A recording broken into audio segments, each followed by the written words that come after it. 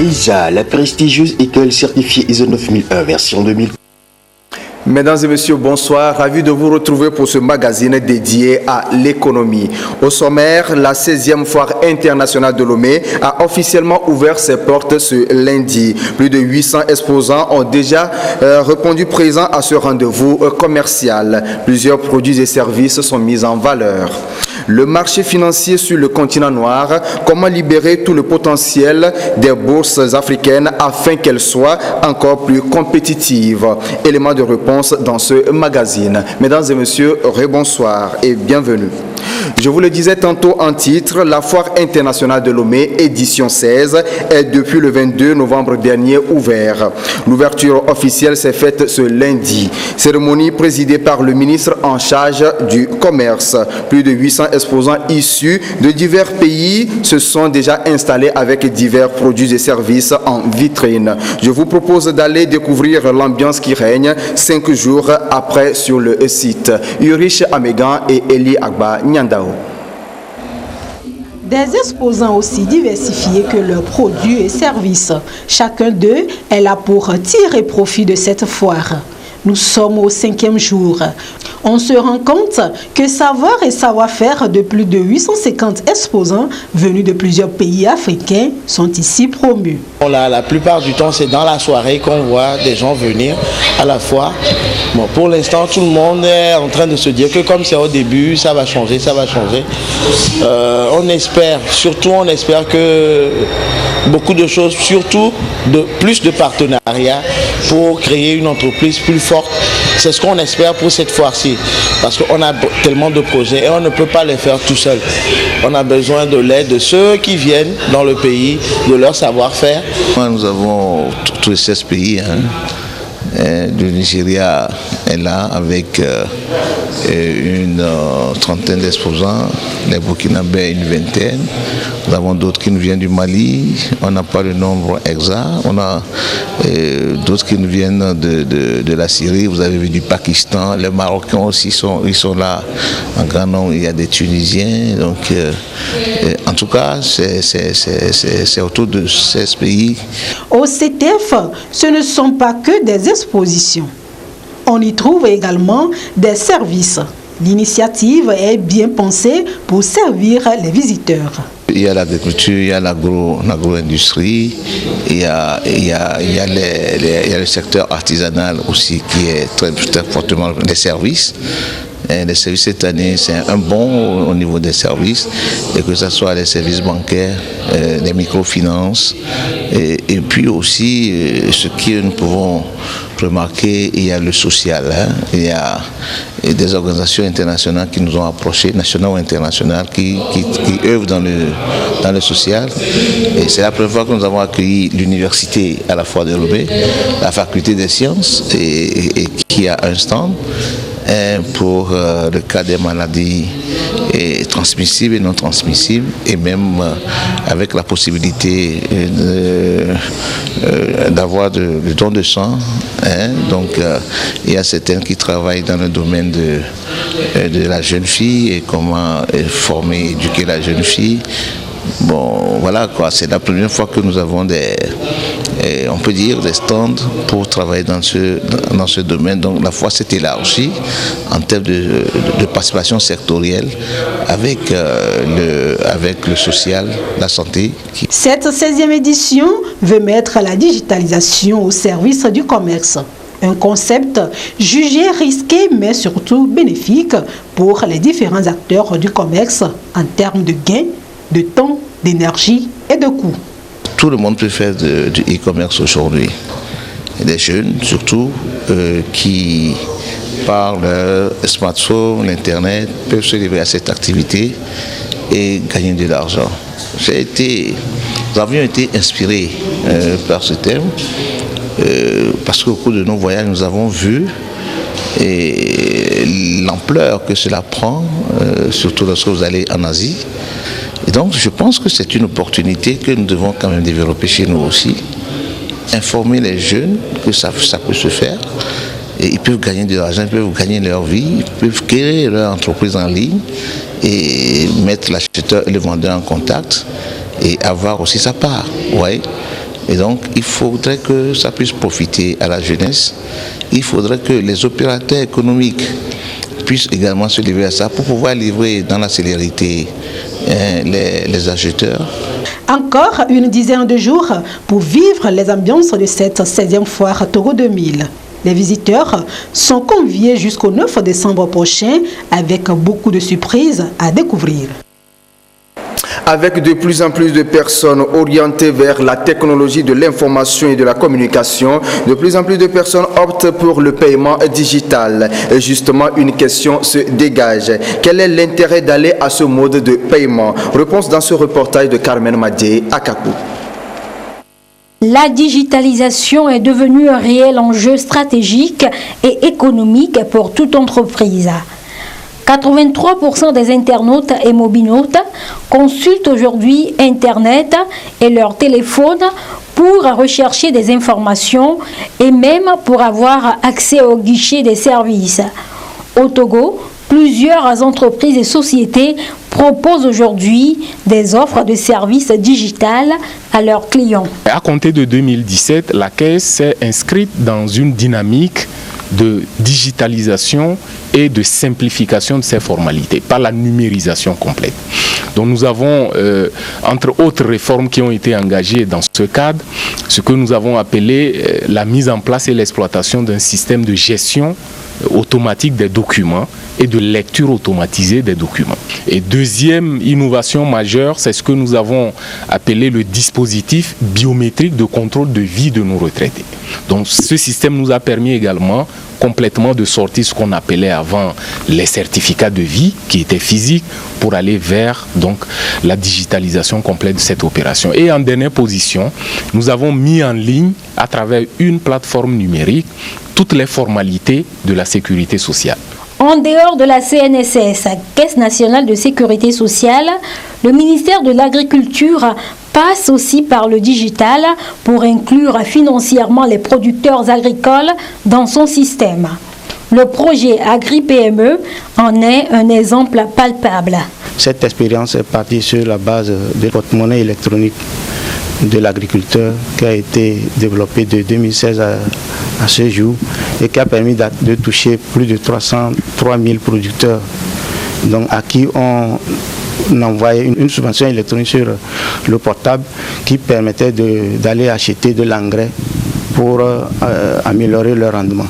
Donc à l'issue de cette expérience, les producteurs ont pu améliorer leur rendement, ont pu améliorer leurs revenus, mais il a été constaté qu'il faut développer un environnement relationnel pour leur permettre d'avoir accès facile au financement et au marché.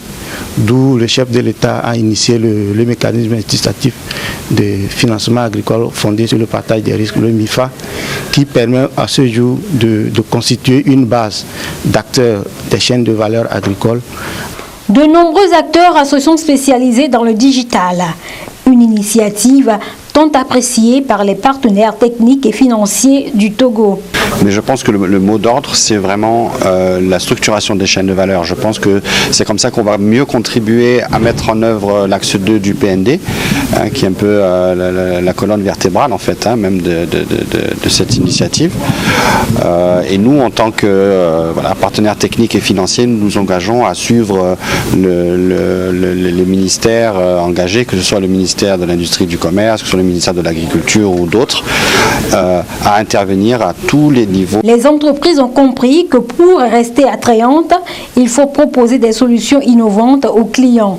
Et donc, à cette édition 2019 de la Semaine de l'inclusion financière, une foire sera organisée pour permettre aux populations de découvrir les offres de services des différentes banques du Togo. Le 18 novembre dernier, la communauté africaine a célébré les statistiques. Elles permettent de penser et de planifier les actions de développement en faveur des populations. Ensemble, nous allons mieux cerner l'apport de ces statistiques dans le développement socio-économique à l'heure où le Togo célèbre la journée en différé. Nous retrouvons plutôt le reportage. C'est le miroir du développement. Les statistiques reflètent ou fournissent des données nécessaires sur un secteur d'activité précis. Ces données recueillies et présentées donnent un aperçu de l'évolution du secteur, les goulots d'étranglement et les actions à entrevoir. Elles permettent donc aux gouvernants de penser le développement du pays en faisant une planification juste, en se basant sur les données disponibles. Les statistiques sont incontournables. De bonnes statistiques donnent des orientations pour un bon développement. Donc la mise en œuvre du PND, si cette mise en œuvre elle sera efficace, c'est parce qu'il y a des statistiques fiables qui indiquent où aller et à partir d'où on a quitté et vers où il faudra donc aller. Donc les statistiques sont très fondamentales.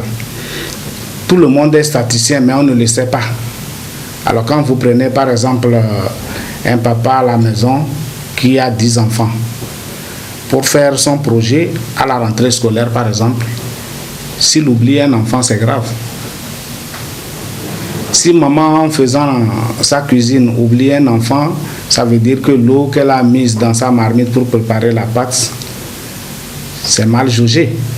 Et donc, c'est des statistiques. Il faut maîtriser la statistique, avoir des statistiques fiables pour un bon développement. Le 18 novembre de chaque année, les populations africaines célèbrent les statistiques. Occasion pour les spécialistes de ressortir leur importance et les méthodologies utilisées dans l'exercice de leurs tâches. Nous jouons pleinement notre rôle parce que nous utilisons des méthodologies bien adaptées pour produire les statistiques de qualité. Et cette année particulièrement, le thème est porté sur les déplacés dans nos pays qui ne sont pas bien gérés. Alors, ce que nous programmons faire cette année, c'est dans la région des Plateaux que ça va se célébrer. Nous avons choisi de faire cette célébration de façon tournante parce qu'on a constaté que la sensibilisation manque à l'intérieur du pays. L'Institut national de la statistique et des études économiques et démographiques, INSED, est la structure chargée de cette science au Togo.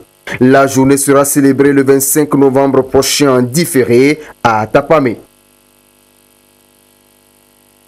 Mardi, pour poursuivre ce magazine, l'euro est fixé à 655 francs CFA à l'achat comme à la vente. Le dollar américain est à 592 francs CFA à l'achat et à 599 francs CFA à la vente. La livre sterling est à 763 francs CFA à l'achat et à 770 francs CFA à la vente. À 5,435 francs CFA à la vente, le yen japonais s'établit à 5,495 francs CFA à l'achat. Nous terminons avec le dollar canadien qui est à 444 francs CFA à l'achat et à 451 francs CFA à la vente. À présent, les prix indicatifs sur les marchés de référence sur le territoire national. Et c'est avec Eli Agba Nyandao. Sur les marchés de référence togolais, les prix indicatifs des céréales et du gari se présentent comme suit. Le bol de maïs est vendu à 450 francs CFA dans la région maritime, entre 275 et 375 francs CFA dans les plateaux. Dans la région centrale, le prix varie entre 350 et 375 francs CFA. À Kara, il se situe entre 350 et 400 francs CFA et dans les savanes, entre 250 et 300 francs CFA. La moyenne nationale est de 333 francs CFA. Le bol du sorgho est vendu dans la région maritime entre 650 et 700 francs CFA, entre 600 et 650 francs dans la région des plateaux. Il est vendu entre 550 et 550 francs CFA. À Kara, le prix du sorgho varie entre 500 et 650 francs CFA et dans les savanes entre 450 et 500 francs CFA avec une moyenne de 546 francs CFA. Découvrons maintenant le prix du bol du haricot. Il est vendu entre 1000 francs et 1100 francs CFA dans la région maritime, entre 800 et 850 francs CFA dans la région des plateaux. Dans la région centrale, le prix du bol est compris entre 800 et 900 francs CFA.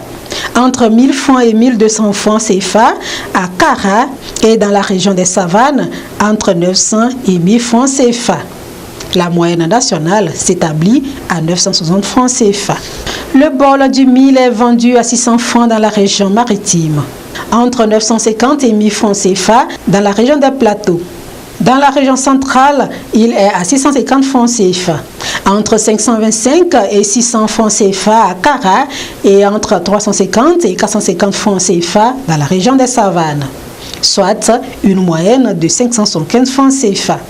Le bol du Gari est vendu à 600 francs dans la région maritime, entre 500 et 550 francs CFA dans la région des Plateaux. Dans la région centrale, le bol varie entre 450 et 500 francs CFA. Entre 400 et 500 francs CFA à Kara et dans la région des Savanes, entre 600 et 650 francs CFA avec une moyenne nationale de 546 francs CFA. Quelques brèves avant de poursuivre. L'Afrique centrale veut aussi réformer le franc CFA. Les 6 pays de la communauté économique et monétaire d'Afrique centrale, CEMAC, réunis le vendredi dernier à Yaoundé au Cameroun, ont annoncé leur volonté de réformer le franc CFA, mais ils souhaitent tout de même garder la monnaie commune. Le FMI annonce une croissance moins rapide, plus que prévu pour 2020, avec 3,2% de croissance pour l'année 2019 et une faible accélération à 3,6% pour 2020. Les perspectives sont moins encourageantes que prévu. Le dernier rapport du FMI sur l'Afrique subsaharienne fait néanmoins apparaître une stabilisation de la dette ainsi qu'une croissance de 6% dans les pays les moins riches en ressources naturelles. Comment libérer tout le potentiel des bourses africaines afin de les rendre encore plus compétitifs, le marché financier du continent? Les experts proposent des pistes de solutions. Quelques-unes de ces approches de solutions avec Abiré Nyazingbe. Selon les dernières statistiques actualisées, l'Afrique compte actuellement 32 bourses avec environ 2000 sociétés cotées contre 5899 en Chine pour une capitalisation boursière de 1400 milliards de dollars, soit 60% du PIB du continent contre 82,89% pour la Chine. Ces indicateurs montrent bien que les places africaines n'apportent pas encore une contribution suffisante au développement du continent parce qu'elles sont peu utilisées. Les privatisations d'entreprises publiques par la bourse sont encore rares. Depuis des années, des privatisations sont certes annoncées, mais si elles ne sont pas annulées, elles sont réalisées au compte-gouttes ou au pire des cas, se font toujours attendre. Alors que les avantages de l'introduction en bourse sont pourtant nombreux, selon les spécialistes, plus-value de cession, arrêt des subventions, amélioration des recettes fiscales, actionnariat populaire et autres.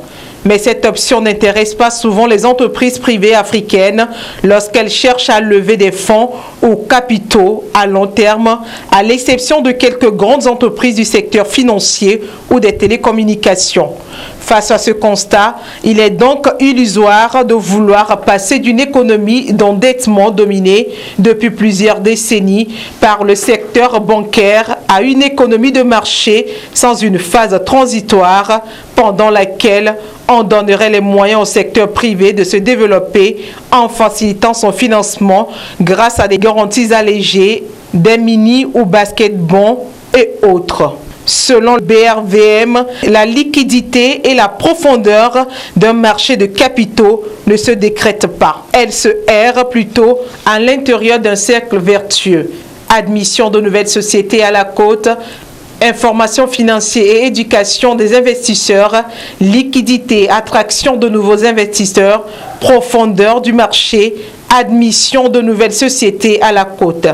Ce cercle vertueux peut se former en Afrique, d'une part grâce à son potentiel d'investisseur, personne morale, et d'autre part grâce au développement de la classe moyenne qui favorise l'émergence d'une nouvelle catégorie d'investisseurs, personnes physiques qu'il faudrait éduquer et informer pour en faire des participants actifs et avisés sur les marchés.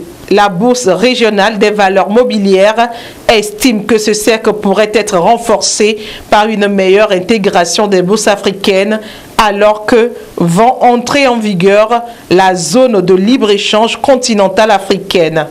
Celle-ci ne produira les effets désirés que si l'intégration commerciale est accompagnée par une intégration financière facilitant la libre circulation des capitaux dans le secteur bancaire et sur les marchés, devra-t-elle conclure. Nous renouons avec la minute économique et pour cette reprise, nous nous intéressons à l'abattement. C'est un rabais sur la somme à payer. Plus de détails avec Dodo Wari. C'est une réduction de la base d'imposition, c'est-à-dire un pourcentage forfaitaire soustrait aux revenus qui sont normalement comptabilisés dans le calcul de l'impôt. Grâce à ce dispositif légal, le contribuable n'est pas taxé sur l'ensemble de ses revenus imposables. À ce titre, l'abattement ne doit pas être confondu avec une réduction d'impôt ou un crédit d'impôt. Des mesures qui diminuent l'impôt à payer sans pour autant modifier la base d'imposition. Il s'agit d'un avantage accordé par l'administration fiscale aux ménages et aux entreprises afin de venir en aide à certaines catégories de la population, d'encourager les investissements des acteurs économiques et de soutenir des secteurs d'activité particuliers. Le taux de l'abattement diffère en fonction de la situation de la personne physique ou morale concernée. Ainsi se referme ce magazine économique. Merci à vous de nous avoir suivis. Excellente soirée à vous toutes et à vous tous.